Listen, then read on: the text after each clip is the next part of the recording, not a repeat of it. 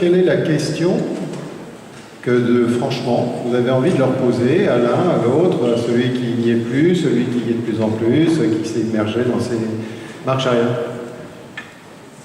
Moi, je poserais bien la question des contenus, c'est-à-dire qu'on assiste de plus en plus à de la mise à disposition et des cours en ligne de grandes universités comme le MIT avec l'Open Coursewave ou qu'est-ce qu'ils en font, c'est ça, des initiatives où on a plusieurs millions de connexions d'étudiants qui se connectent et des cours qui sont suivis.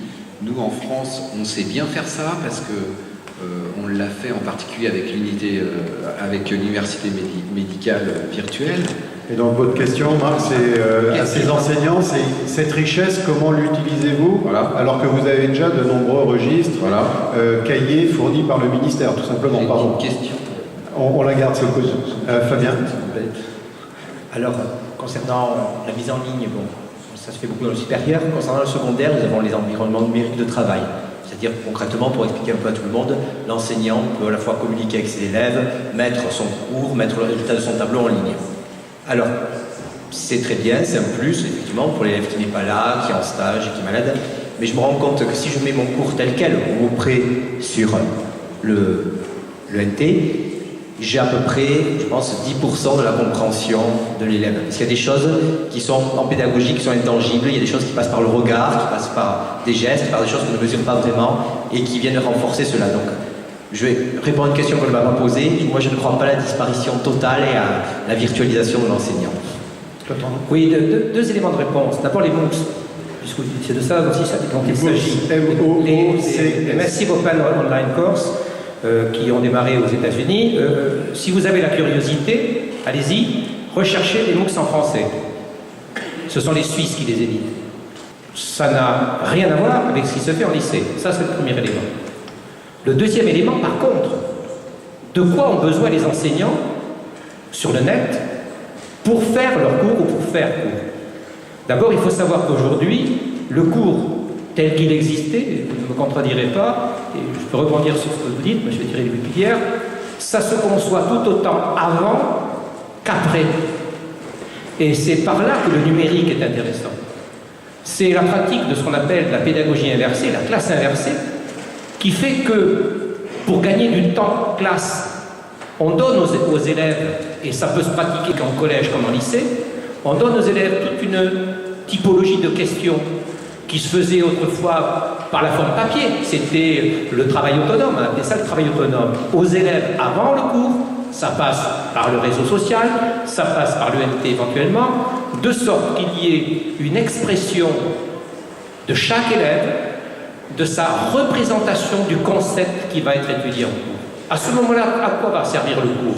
Eh bien, à recentrer pour chaque élève qui s'est positionné sur ses représentations pour que le concept soit maîtrisé. Et enfin, il y a le après-cours, et ce après-cours, c'est les modes d'évaluation, c'est des exerciceurs qui permettent de faire en sorte que les élèves qui n'ont pas tout à fait saisi puissent approfondir effectivement ce savoir. Donc, pour moi, les MOOCs, c'est une opération qui concerne d'abord l'université, de challenge, de défi à l'ensemble des universités françaises qui ne sont pas prêtes, il faut le dire.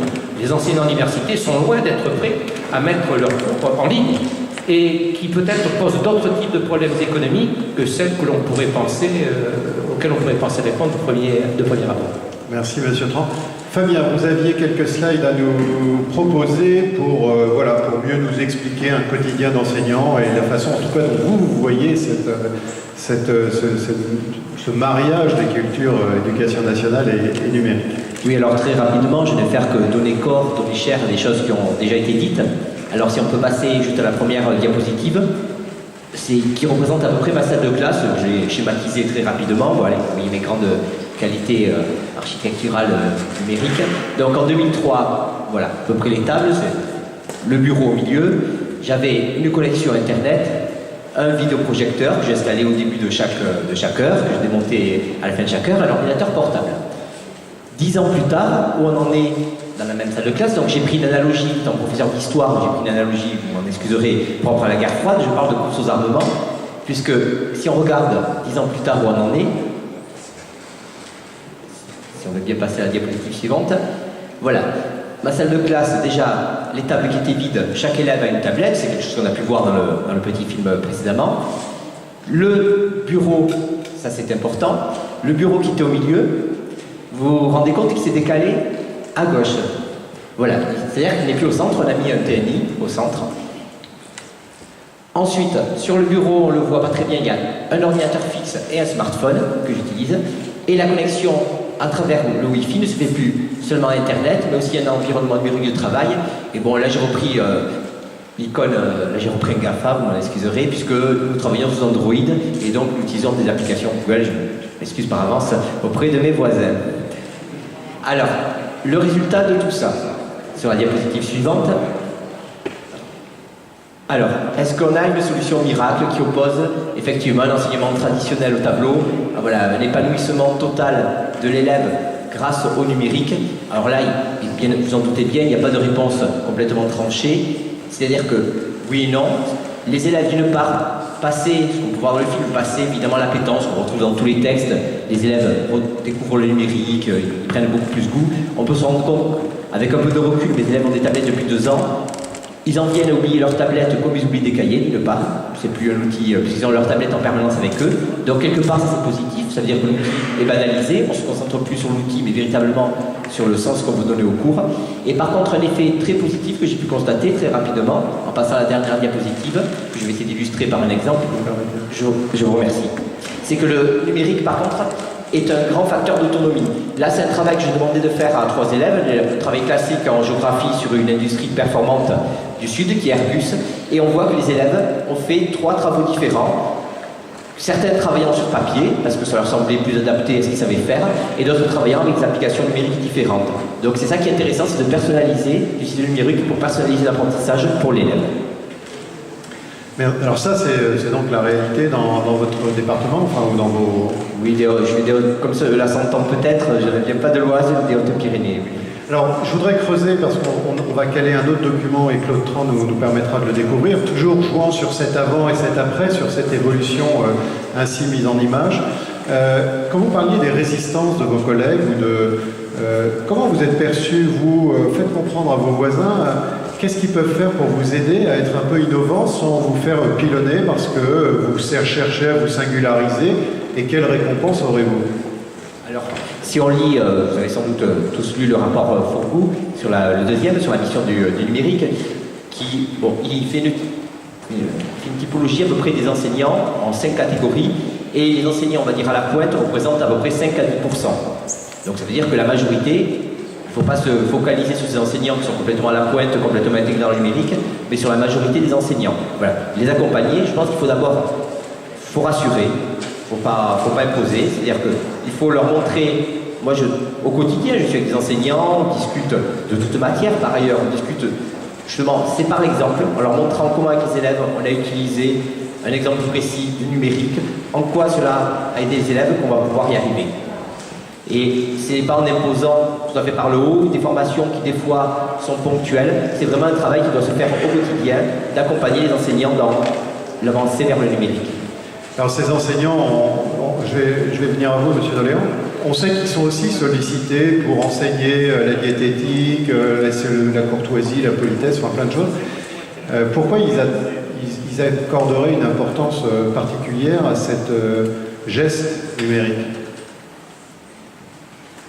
D'une part, le numérique, on en a parlé, c'est un peu un ras-de-marée, ça s'impose effectivement. C'est dur d'aller contre quand tous les élèves, effectivement, ont déjà un outil numérique eux-mêmes qui sont appropriés. Et il faut effectivement cet exemple de ce qui était cité tout à l'heure. Là aussi, il faut aller dans vraiment une coopération intelligente avec l'élève. C'est-à-dire que ce n'est pas une opposition, mais essayer tous ensemble de s'appuyer sur ce qu'ils savent, ce que l'enseignant sait, pour construire un savoir commun. Monsieur Doléan. Oui, je voulais rebondir sur le discours de mon collègue, parce qu'il a utilisé un mot qui est très important selon moi, c'est le terme accompagnement. On voit bien que le numérique modifie aussi les pratiques des enseignants, c'est aussi pour ça qu'il y a une appropriation qui n'est pas forcément très simple, parce que ça modifie le quotidien, ça rompt l'unité de temps et de lieu de la classe.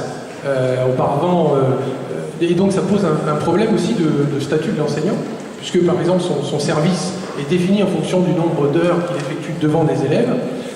Or, on voit bien qu'avec le numérique, on a une communication qui est asynchrone, qui se fait hors des temps de classe, avec une préparation en amont, une exploitation ensuite, et puis une communication aussi plus développée avec les familles, etc. Tout ça, c'est du temps, et c'est du temps de travail qui, pour l'instant, n'est pas comptabilisé et n'est pas donc rémunéré au sens strict du terme. Donc c'est vrai que ça pose aussi une problématique, parce que dans la démarche de conduite du changement qu'on est obligé d'opérer par rapport à cette posture que nous impose un peu le numérique, en nous emmenant dans un environnement liquide et les modifications de transmission des savoirs, il y a un vrai problème aussi d'ordre statutaire auquel on a du mal à répondre en tant que collectivité, parce que même si on met des tuyaux et des équipements et des services, après sur cette fameuse accompagnement, ce fameux accompagnement à la conduite du changement, on est un petit peu mis en difficulté.